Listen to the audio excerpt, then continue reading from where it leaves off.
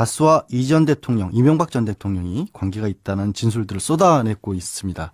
그런 가운데 검찰은 다스 진짜 주인이 이전 대통령이라고 이미 잠정적으로 결론을 내렸다는 보도까지 나왔는데 과연 이명박 전 대통령에 대한 검찰 수사 이제 마지막을 향해 가고 있는 걸까요? 아니면 진짜 게임은 이제 시작일까요? 이른바 MB 저격수로 불리는 분, 또 그 때문에 옥고까지 치르셨죠? 정봉주 전 의원 연결해 여쭤보겠습니다. 안녕하세요, 의원님. 예, 안녕하세요. 정봉주입니다. 예, 이른 아침 고맙습니다. 예, 지금 제가 말씀드렸던 것처럼 이명박 전 대통령에 대한 수사 이게 끝에 예. 와 있는 거냐 아니면 이제부터 시작이냐, 전문가시잖아요. 정 의원 생각은 어떠십니까? 예. 검찰도 그 특활비 5억 5천 나오고, 네. 그 다음에 스위스은행에서 140억이, 다스 계좌로 들어왔고, 그 과정에서, 청와대 김백준 정책기획관, 그 다음 네. 김재수 LA 총영사, 이분들이 관여된 것, 그 다음에 이제 다스에서 120억 정도의 비자금 조성되거나 혹은 횡령된 것, 이 세 가지 축으로 조사하고 있으면서 이 정도에서 증거가 어느 정도 끝날 거라고 봤던 것 같습니다. 근데 이제 예. 최근의 상황, 영포 빌딩 지하 2층 압수수색하면서 나온 증거들은 아마 검찰들을 무척 당혹해 하고 하는 것 같아요. 더 많은 증거들이 나와 있고, 예. 특활비도 5억 5천으로 그친 것이 아니라 액수가 넘어가고 있고, 그래서 2월 초에 오면은 평창 올림픽 이전에 일정하게 수사가 좀 마무리될 거다라고 내부적으로 기대하고 있다가 영포 빌딩 압수수색하면서 상황이 제2국면으로 넘어가는 것 아니냐라고 예. 이렇게 검찰 내부에서도 보고 있는 것 같습니다. 예. 말씀하신 것처럼 정리를 하려다가 그 과정에서 확신을 얻기 위해서 압수수색을 한 영포빌딩의 새 자료들이 결국에는 이막을 연 게 아닌가 하는 그런 추측을 좀 해주셨는데, 예. 그러면 이제 아무래도 누구보다 이 과정을 잘 지켜보고 계시니까 예. 최근에 이 영포빌딩 나온 이후에 검찰의 그런 수사가 어떤 부분이 좀 달라졌다, 이런 어떤 게 있으세요 혹시?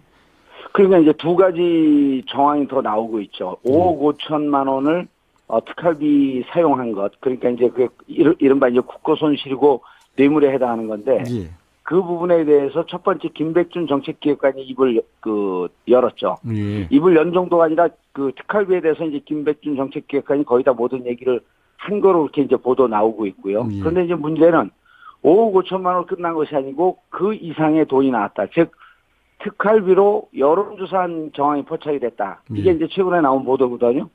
그렇다고 한다면 지난 이제 박근혜 대통령 때의 상황을 감안해 보면 2016년 4.13 총선을 앞두고 진박 감별을 해야 된다고 하면서 이제 대구 지역에서 여론조사할 때 특활비로 한 10억 정도를 썼단 말이에요. 그러면은 여론조사했다고 한다면 최소한 10억 정도까지 가진 않겠느냐. 그렇다고 한다면 5억 5천만 원을 넘어선 새로운 돈이 나온 거고요. 예. 또 하나는 다스 비자금 조성이 120억으로 이제 이렇게 알려지고 있고 내부 제보도 그렇게 들어왔는데, 문제는 그 120억 비자금 조성, 즉 횡령이죠. 예. 그 부분이 2007년 12월 21일 그때 이제 법이 개정이 됩니다. 무슨 법이 개정이 되냐면 형법상에 횡령의 공소시효를 10년으로 되어 있었는데, 예. 2007년 12월 21일 시점에 횡령에 대한 공소시효가 15년으로 늘어납니다. 예. 그렇다고 한다면 120억에 대해서 내부 그 비자금 조성한 게 2007년 12월 21일 이전으로 검찰은 보고 있다가 최근에 수사하고 압수수색하는 과정에서 보니까 그것이 아니고 2008년을 넘어서까지도 비자금 조성한 흔적이나 횡령의 흔적이 있더라. 그렇다고 한다면 이제 공소시효가 넘어간 거죠. 그렇죠. 공소시효가 넘어갔는데 그 공소시효 넘어갔을 때 비자금 조성만 문제가 되는 게 아니고 이제 진행자도 이제 변호사이기 때문에 잘 아시겠지만 예. 그전과 동일한 수법으로 계속 비자금이 조성이 됐다라고 하게 되면 계속 진행된 범죄, 즉 포괄일죄로 보면서 앞에서 진행됐던 예. 비자금 조성 혹은 횡령, 또 2008년 이후에 조성된 비자금 조성 혹은 횡령, 이 부분이 다 묶이면서 포괄일죄로 공소시효가 15년이 되는 거거든요.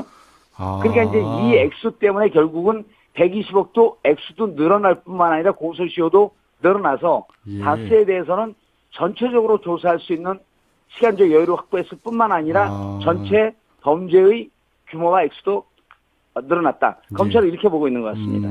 청취자분들 이해를 돕기 위해서 제가 잠시 정리를 좀 드리자면 그동안에는 2007년경에 그 다스를 만드는 과정 혹은 대선 자금에 이용하기 위해서 뭐 도곡당 땅 등을 매매해서 비자금을 조성하는 것들이 다 끝났다라고 보고 있었는데 최근에 새롭게 조사를 해보니까 지금 정 의원님께서 정리를 해주신 것은 2008년을 넘어서까지 그런 범죄들이 계속해서 일어났었고 그러면 이렇게 쭉 이어진 범죄는 마지막에 딱 끝났을 때부터 공소시효를 삼거든요. 그래서 지금 검찰에서 충분히 뭐 횡령이나 아니면 배임 등으로도 그 모든 것들을 다 수사를 할 수 있다.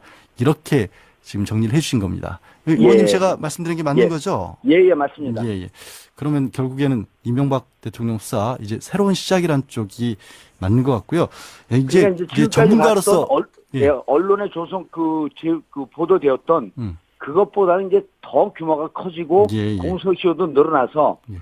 아마 그 검찰 입장에서는 대부분이 이제 올림픽을 보고 그 시기 조정하는 거 아니냐 그러면서 예. 이제 일각에서는 댓글을 보게 되면 왜 검찰이 정치적 고려를 하냐 예. 이런 비판이 있을 때마다 이제 저도 댓글을 달면서 그것이 아니라 아직까지 조사가 끝나지 않은 것 같다. 예, 예. 왜냐하면 더 많은 증거와 더 많은 자료가 나왔기 때문에 예. 특히 영포 빌딩 지하 2층에서 나온 자료, 그다음에 김백준 정책기획관이 밝히고 있는 증언 이런 등등을 보게 되면 아마 MB의 혐의는 점점 더 커지고 눈덩이처럼 불어나고 있는 것 같다. 예, 예. 예. 지금 댓글을 직접 다신다고 말씀하셨는데 그렇게 이제 이명박 전 대통령과 거의 예. 10년을 이제 정 의원께서 싸우시다가 결국에는 예. 한동안 정치인으로서 활동도 못 하셨지 않습니까?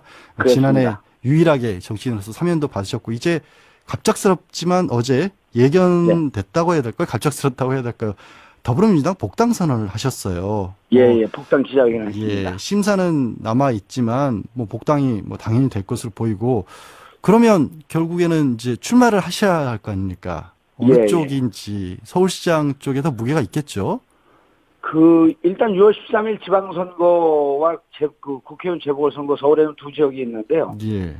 그 전에는 이제 제가 당원 신분이 아니었기 때문에 감옥에 들어가고 피선거권이 박탈되는 순간 자동으로 당원 자격이 박탈이 됩니다. 그렇죠. 예. 그래서 일단 그 복당 신청을 어제 냈고요.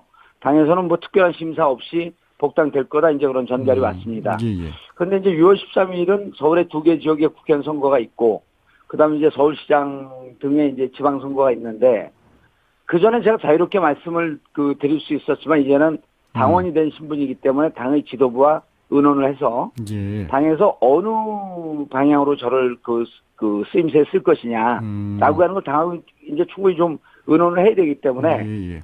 조금 더 신중하고 조금 더 이제 말하기가 좀 어려운 형편이 되어 있죠. 말하기 그러니까 지금 상황에서 말씀 말고요. 그 전에 조금 전에 말씀하신 것처럼 조금 더 자유롭게 말씀하실 때는 아무래도 이제 국회의원보다는 조금 더 무게감 있는 쪽으로 나가야 되는 게 아니냐. 또 듣는 사람들은 그렇게들 많이 또 들었거든요. 서울시장 쪽의 무게가.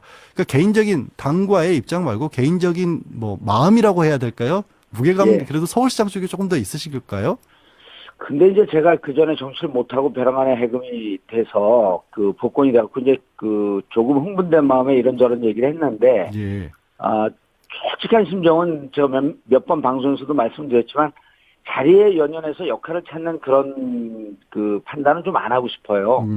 그런데 이제 국회의원 돼서 당으로 돌아와서 여의도로 돌아와서 당을 위해서 역할을 하는 것도 있겠지만 사실은 이제 이전에 보게 되면 문재인 대통령의 중앙 정치를 행하는 그 과정과 그다음에 이제 서울이나 경기 이런 곳에서 자치단체장이 대통령과 일체된 정책적 입장을 갖고 하는 것도 큰 도움이 되겠다. 그러니까 지금 촛불시민혁명으로 탄생된 정부인데 촛불시민들이 가장 바라는 것, 그다음에 대한민국을 정상화시키고자 하는 시민들이 국민들이 바라는 것은 문재인 대통령의 성공이거든요. 그러니까 제가 어떠한 정치적 입장을 표명한다라고 하기보다도 문재인 대통령이 지금 하고 있는 적폐청산, 그다음에 나라의 정상화 이런 걸 위해서 조금 더 큰 역할이 도움이 될 수 있는 그런 자리를 좀 찾아보려고 하고 아마 그렇기 때문에 제가 판단하는 것보다도 제 개인적으로 판단하게 되면 아무래도 사심이 좀 들어가지 않겠습니까? 예, 예, 예. 그래서 이제 당에서 판단하고 당에서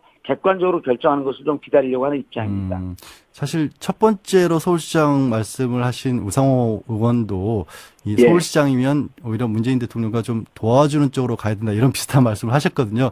왠지 그렇죠. 그래서 근데 그 서울권에서 생활하는 사람이 서울, 경기, 인천인데 아무래도 서울이 주도적인 그 활동 근거지고 예, 예, 전 국민의 한 그 40%, 예. 한 반 정도가 수도권에서 생활하고 있거든요. 아, 예, 그렇다고 한다면 알겠습니다. 수도권의 정책적 일체감이 예. 대통령의 성공을 돕는데 또 대통령 선거하는 거 곧 국민이 선거하는 거거든요. 예, 알겠습니다. 대한민국이 정상적인 나라로 가는 것이고. 예, 예. 예, 그래서 이제 그런 얘기를 좀 했었죠. 예. 그런 말씀이 어쩐지 제 귀에는 또 서울시장 쪽에 무게를 두고 있는 것처럼 들리기도 합니다. 이건 제 생각입니다. 아니, 그렇게 많이들 듣고 거기에 대해서 예. 문의를 많이 했습니다. 예, 알겠습니다. 고맙습니다. 오늘 말씀.